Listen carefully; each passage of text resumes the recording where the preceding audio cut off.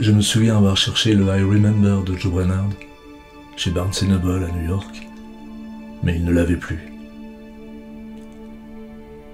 Je me souviens avoir trouvé la traduction du I Remember chez un bouquiniste à Nantes. On avait parlé d'Henriette Walter et de Bourdieu.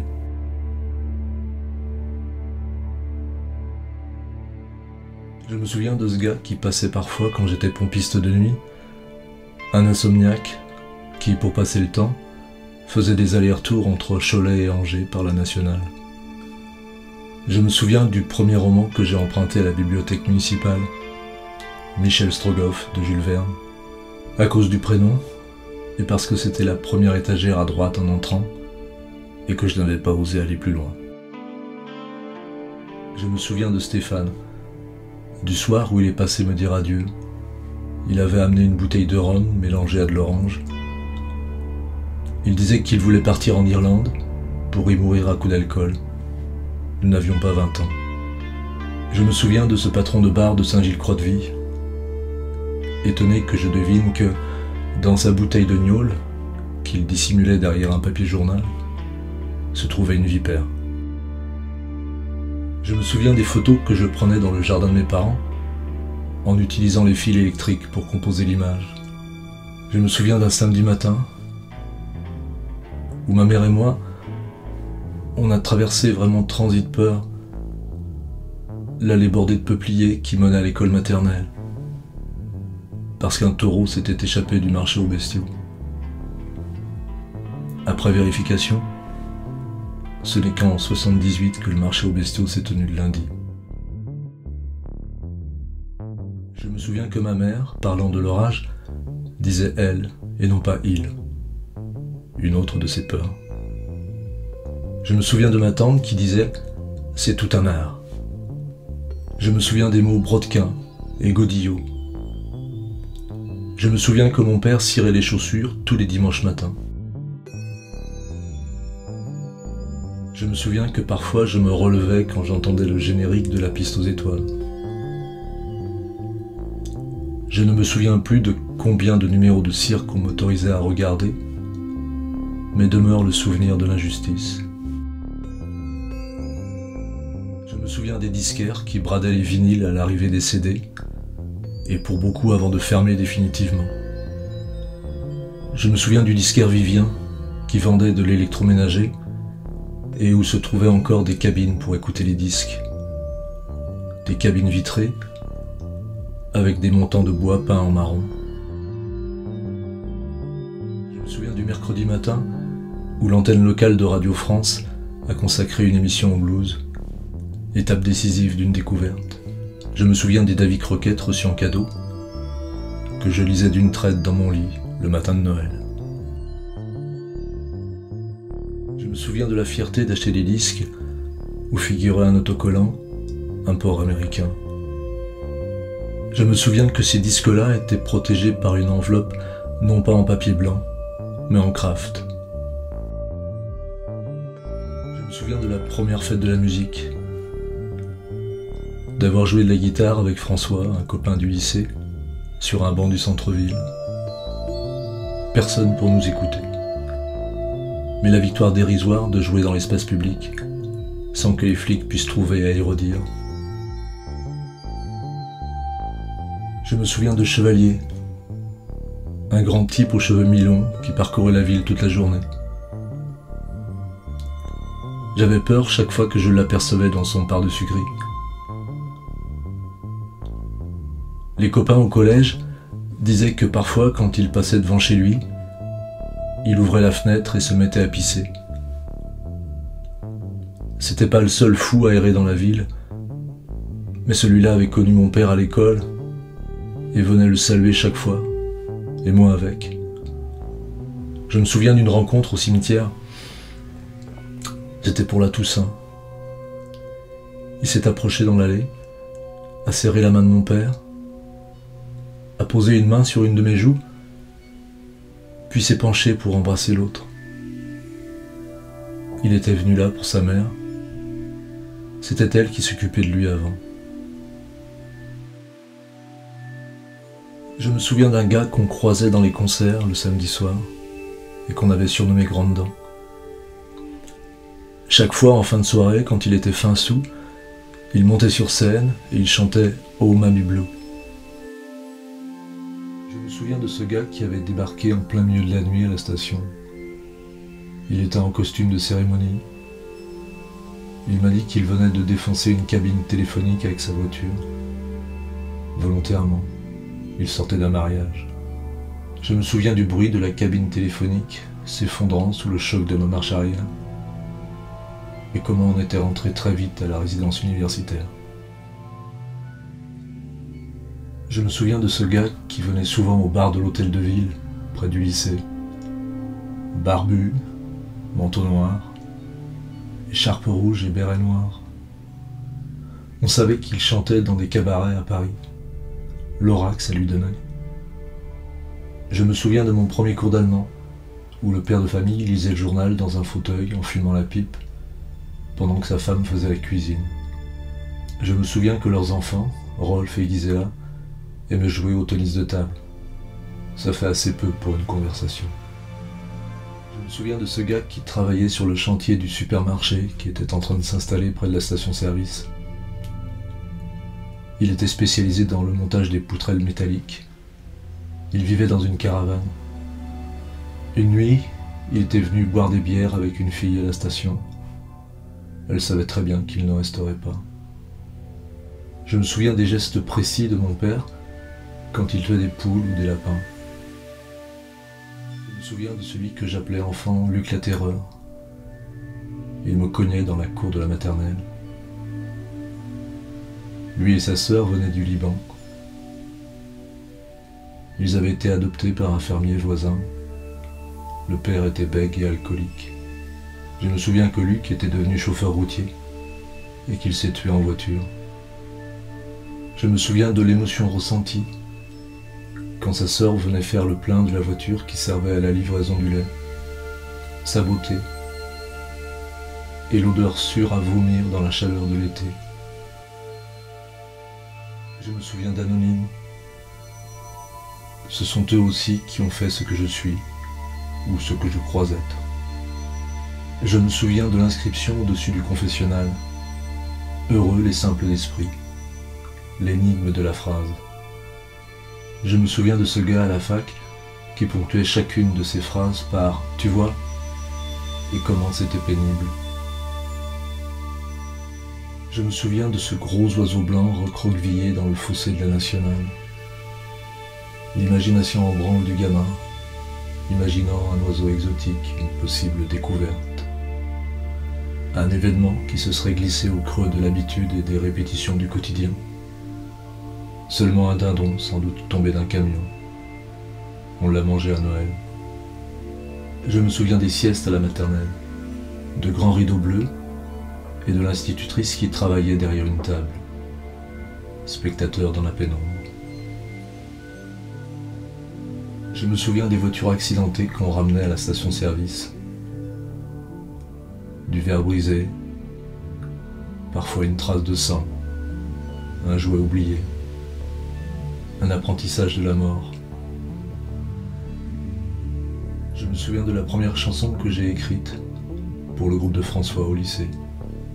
Il y était question de New York. Je me souviens de ce compte-rendu d'une sortie scolaire qui avait duré une semaine et que j'avais écrit avant le séjour. Le scandale qu'avait provoqué chez les profs de dévoiler la supercherie pourtant bien innocente. Je me souviens d'avoir créé avec Paul, un copain, un journal qu'on faisait circuler dans l'enceinte du bahut. Les photocopies étaient faites par un prof d'un lycée public que Paul avait rencontré.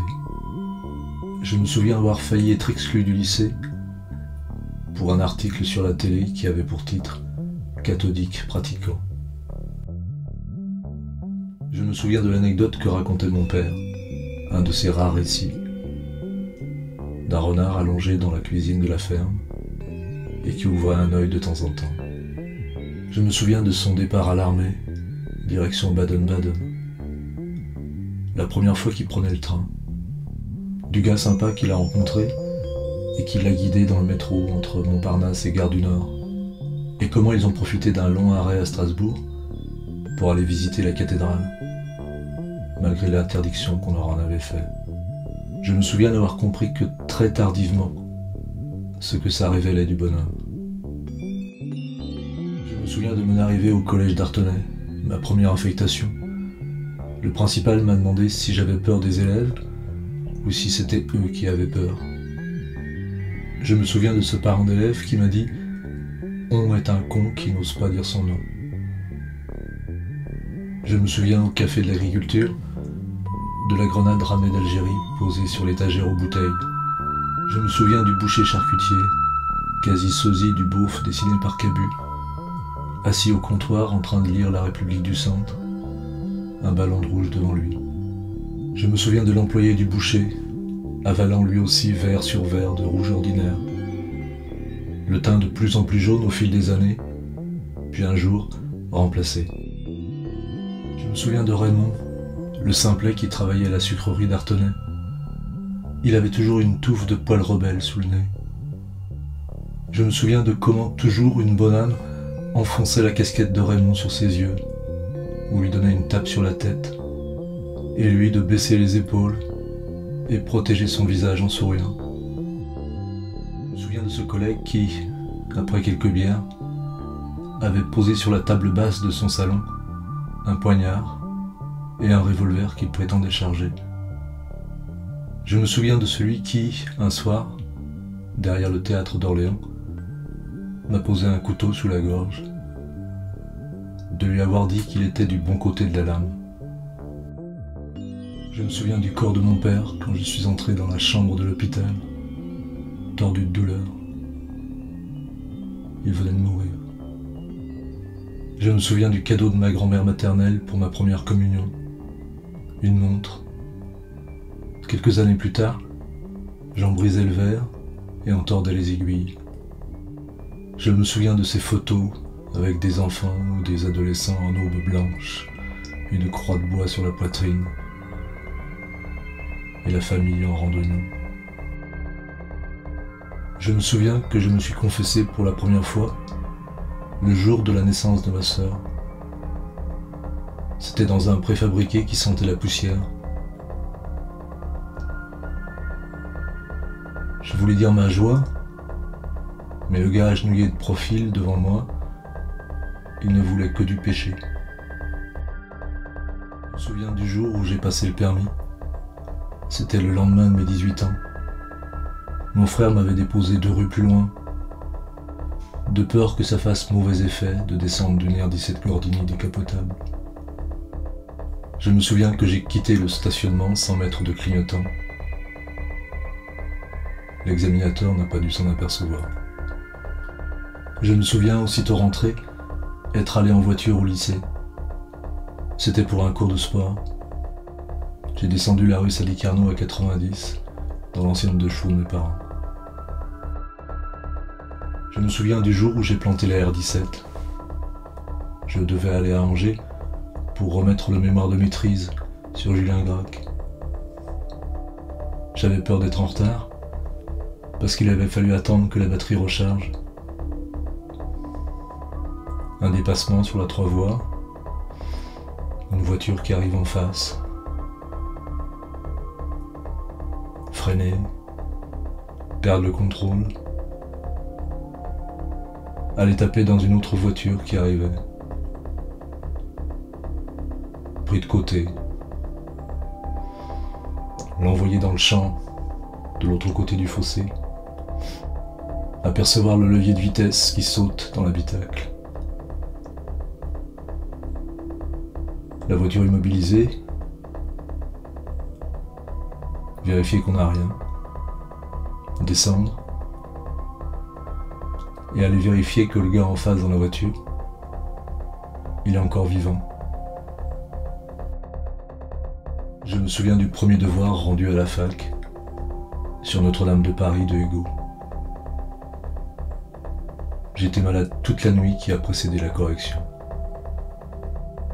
Je me souviens de ces gars du Nord qui m'offraient du café à la Mirabelle la nuit à la station. Je me souviens aussi d'un gars qui avait des bouteilles de blanc plein son coffre, un Sauvignon tout léger. Je me souviens des 2 motards qui venaient de Saumur. Ils étaient passés tout doucement plusieurs fois devant la station. Ils m'ont expliqué que des 3 endroits qui étaient ouverts, ils cherchaient le plus cool. Ils ont bu des bières et on a discuté. Ils partaient pour la côte pour ravitailler leurs copains en shit. Ils voulaient savoir où ils risquaient de rencontrer des flics sur la route. Je me souviens que l'un d'eux s'appelait La Mousse, rapport à la bière. Ils roulaient tous les 2 en Ducati. J'avais écrit une chanson sur eux. Je me souviens que je passais beaucoup de temps à lire derrière les vitres du magasin. Les frères Karamazov, Crime et Châtiment, l'anthologie de poésie Segers, et d'autres que j'ai oubliés. Je me souviens de la question qui revenait souvent. Et t'as pas peur comme ça la nuit tout seul? Et l'autre, pour savoir si j'avais un flingue. Je me souviens d'avoir marché au milieu de la nationale déserte. Le sentiment de liberté que c'était. Je me souviens des quarts de vieux qui revenaient du spectacle du Puy du Fou. Je leur vendais des mouchoirs rouges de Cholet, avec une citation de la Rose Jacquelin dessus. Je me souviens des gars qui me disaient que partout ailleurs, les stations étaient passées en self-service. On disait comme ça alors. Je me souviens que dans le frigo du magasin, il y avait comme boisson de l'accro, du coca, du Gini, du Perrier et de l'Orangina. Je me souviens du lever du soleil le matin, montant doucement derrière le cèdre d'une ferme voisine, la Louisière. Je me souviens que beaucoup ne comprenaient pas qu'il était inutile de passer par Nantes pour aller au Sable d'Olonne ou à Saint-Jean-de-Mont. Je me souviens des cartes Michelin, jaune pour les régionales, rouge pour celles de France, étagées sur un présentoir. Je me souviens que le paquet de gauloises sans filtre coûtait 5 francs. On mettait l'argent dans une caisse à part, comme pour le téléphone. Je me souviens du minuteur pour les appels téléphoniques et du tableau indiquant le barème à appliquer, en croisant destination de l'appel et durée de celui-ci. Je me souviens des motards qui, une fois le plein de carburant terminé, mettaient la main sous le pistolet pour éviter qu'une goutte ne tombe sur le réservoir. Il y avait parfois un motif, souvent une femme nue. Je me souviens des routiers qui s'arrêtaient et me demandaient de le réveiller quelques heures plus tard.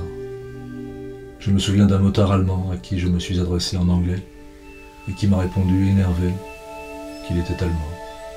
Je me souviens des motards qui arrivaient en bande. Ils s'asseyaient par terre devant le magasin, buvaient des bières, s'enroulaient des pétards. Il fallait faire attention qu'ils ne réveillent pas les quelques voisins autour. Je me souviens de l'expression « avoir le cul bordé de nouilles ». Je n'aimais pas cette expression. Je me souviens de nos Biron, le coiffeur, des sièges verts avec un réhausseur, et mes jambes ballant dans le vide au-dessus du repose-pied, bien dégagées au-dessus des oreilles selon le vœu de mon père. Je me souviens de la vitrine du coutelier jouxtant le salon de coiffure. C'est là que mon père m'a acheté mon premier couteau, à 6 ou 7 ans. Je me souviens de Joe, qui croyait que tous les petits Français recevaient un couteau à cet âge-là. Devoir lui expliquer la survivance de traditions paysannes. Je me souviens d'un quartier de Cholet qui s'appelait Les Câlins. Il a été démoli. Je me souviens que beaucoup savaient jouer la mélodie de Jeux interdits sur la chanterelle de la guitare.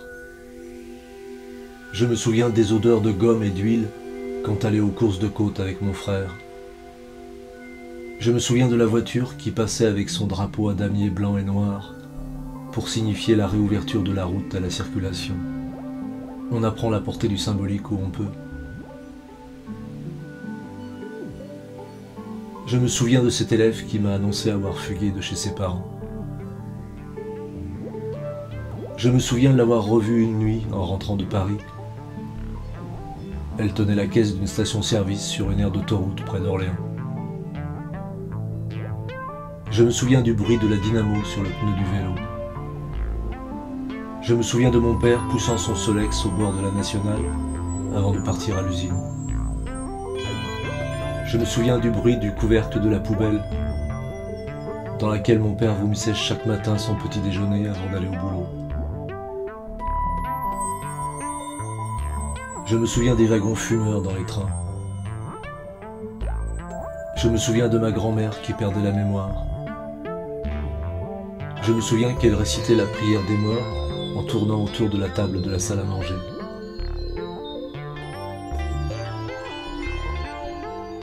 Je me souviens en avoir fait un enregistrement sur mon magnétophone pour que mes parents puissent le faire écouter à son médecin. Je me souviens avoir eu faim et soif au-dessus du cassis. Je me souviens du chien qui m'a mordu et fait tomber de vélo. Je me souviens du gars qui l'a maîtrisé et comment il lui maintenait la gueule plaquée au sol. Je me souviens des premières stabulations dans les fermes. Je me souviens de la balance romaine au grenier, quand mon père allait acheter du blé pour les poules chez un de ses cousins. Je me souviens des cuisinières à bois ou à charbon. Je me souviens, assise près d'une de ces cuisinières, d'une femme tout en noir, aveugle. Je me souviens des pins en forme de canne blanche, vendus à la sortie de la messe. Je me souviens des plans de ville et d'une carte de la région dans le calendrier des postes. Je me souviens de la dernière scène du dernier des Mohicans. Je me souviens, à propos d'un moteur qui ne tournait pas rond, il ratatouille. Je me souviens aussi de « il tourne sur 3 pattes » et « il bat la mayonnaise ».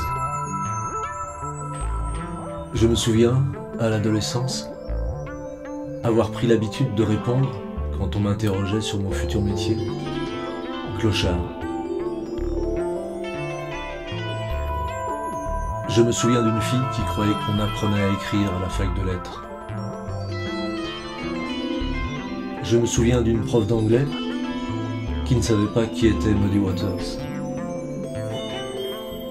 Je me souviens des vinyles qu'on amenait au lycée pour en étudier des chansons en cours d'anglais. Je me souviens du premier jour en seconde. J'étais passé chercher un copain. Son frère jumeau nous avait accompagnés jusqu'à la porte du bahut. Lui avait commencé son apprentissage d'imprimeur un mois plus tôt. Je me souviens des mercredis et des samedis après-midi passés à regarder la télé. La saoulerie malsaine que c'était. Je me souviens de brancher le magnétophone sur une prise DIN à l'arrière de la télé pour enregistrer du rock. Je me souviens du premier vinyle que j'ai acheté, un enregistrement live du groupe Ange, intitulé Tome 6, aussi pompeux que son titre. Le genre de truc que je ne peux plus écouter aujourd'hui. Je me souviens du temps où on disait que bientôt, on ne trouverait plus de platine pour les vinyles. Je me souviens de « Cuit, les canaris sont cuits » à propos de l'équipe de foot de Nantes. J'en ai pourtant jamais eu rien à faire. Je me souviens aussi des Verts de Saint-Étienne et de quelques noms de joueurs, comme Platini ou Jean-Michel Larquet. Je me souviens d'avoir regardé les matchs du tournoi des 5 nations le samedi après-midi avec mon frère aîné. C'était comme tenter de combler le creux du temps. Je me souviens de ma grand-mère qui regardait la messe à la télé. Je me souviens de ma grand-mère paternelle pendant l'année qu'elle a passée à la maison. Elle aimait faire des pronostics pour le tiercé, mais elle ne jouait jamais. Elle regardait la retransmission de la course le dimanche après-midi, avec sur un bout de papier les numéros qu'elle avait notés. Je crois que c'est Léon Zitrone qui commentait la course. Je me souviens du samedi après-midi où je l'ai vu tomber sur le carrelage de la salle à manger. Silhouette fluette qui se dérobe et crâne qui cogne au sol. La panique ressentie. Je me souviens de son cri quand on a emmené le corps de son mari. Je me souviens avoir ouvert la porte de la salle à manger quand j'ai eu compris que les pompes funèbres avaient franchi la porte d'entrée avec le cercueil. Là, je l'ai vu au milieu du couloir, en chemise de nuit, ses longs cheveux descendant jusqu'aux fesses, toutes de cris et de larmes dans les bras de sa sœur.